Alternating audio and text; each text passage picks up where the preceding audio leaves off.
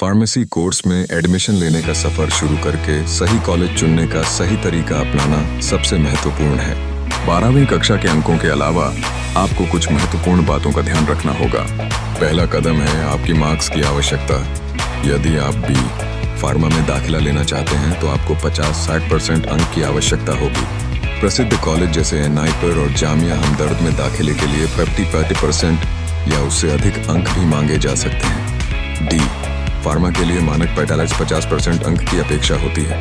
ध्यान रखें कि निजी कॉलेज कम अंकों पर भी प्रवेश दे सकते हैं, लेकिन सरकारी और प्रतिष्ठित कॉलेजों में अधिक अंक जरूरी हैं। दूसरा चरण है आवश्यक दस्तावेज जुटाना।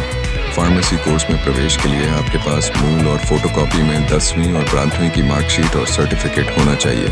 आपकी बढ़ाने की सभी विषयों में फिजिक्स, केमिस्ट्री और बायोलॉजी या मैथ्स होना चाहिए। आयु प्रमाण पत्र जैसे जन्म प्रमाण पत्र, आधार कार्ड और फोटो भी आवश्यक हैं।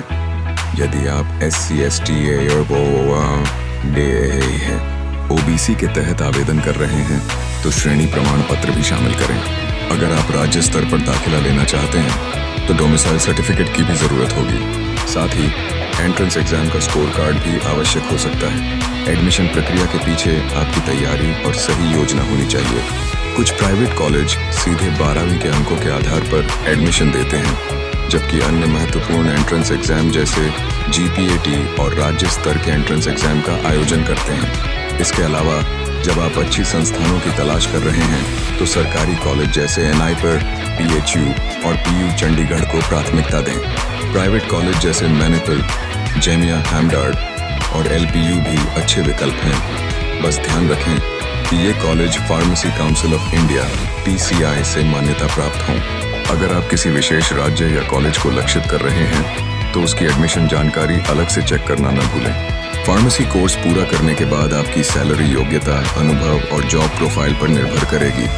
फार्मेसी में करियर बनाना एक शानदार निर्णय हो सकता है। D फार्मा, B फार्मा और M फार्मा जैसे कोर्स पूरा करने के बाद आपकी सैलरी जितनी विविध होती है, उतनी ही आपके जॉब प्रोफाइल, अनुभव और कार्यस्थल की प्राथमिकताओं पर निर्भर करती है। एक ताजगी से भरा हुआ भविष्य आपके हाथों में है। आइए हम इसे विस्तार से समझते हैं। D फार्मा में डिप्लोमा प्राप्त करने के बाद आपकी शुरुआती सैलरी लगभग Rs10,000 से लेकर Rs20,000 प्रति माह तक हो सकती है। इस स्तर पर काम करने वाले प्रोफेशनल्स में मेडिकल स्टोर और हॉस्पिटल फार्मासिस्ट शामिल होते हैं। अनुभव बढ़ने के साथ यह राशि Rs25,000 से लेकर Rs40,000 प्रति माह तक बढ़ सकती है। यही कारण है कि D फार्मा कोर्स के बाद शुरुआती जॉब्स एकदम सही हैं, क्योंकि आपको सीखने और बढ़ने का अवसर मिलता है।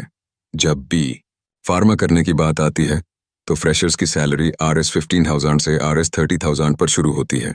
इस स्तर पर आप क्लिनिकल रिसर्च एसोसिएट या मेडिकल रिप्रेजेंटेटिव के तौर पर कार्यरत हो सकते हैं।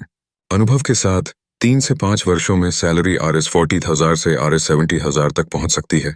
यदि आप मल्टीनेशनल कंपनियों में ज्वाइन करते हैं तो सैलरी और भी ज्यादा हो सकती है, जैसे कि Rs6 से Rs10 लाख प्रति वर्ष।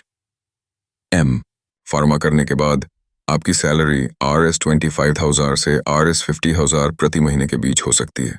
ये आपको उच्च प्रोफाइल जॉब्स जैसे कि फार्मास्यूटिकल रिसर्च साइंटिस्ट या कॉलेज लेक्चरर में काम करने का अवसर देते हैं।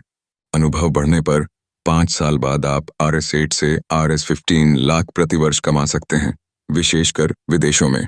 यह ध्यान देने योग्य है कि अन्य कारक भी आपकी सैलरी को प्रभावित करते हैं। सरकारी नौकरी की प्रोफाइल जैसे ड्रग इंस्पेक्टर के लिए सैलरी Rs40,000 से Rs80,000 तक हो सकती है। अगर आप विदेश में जॉब्स की तरफ बढ़ते हैं तो जैसे USA में RPH बनने के बाद आपकी एनुअल सैलरी $100,000 से अधिक होने की संभावना होती है।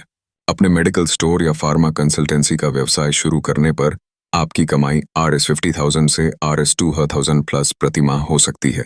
इस प्रकार अगर आप फार्मेसी में करियर बनाने का सोच रहे हैं तो आपके पास कई संभावनाएं हैं। सही दिशा में प्रयास करते रहें और सैलरी में वृद्धि के अवसरों का लाभ उठाएं। यह न केवल आपकी मेहनत का फल है, बल्कि भविष्य के लिए एक सुरक्षित बना चाहता है। क्या आप किसी खास जॉब प्रोफाइल के बारे में और जानने में रुचि रखते हैं?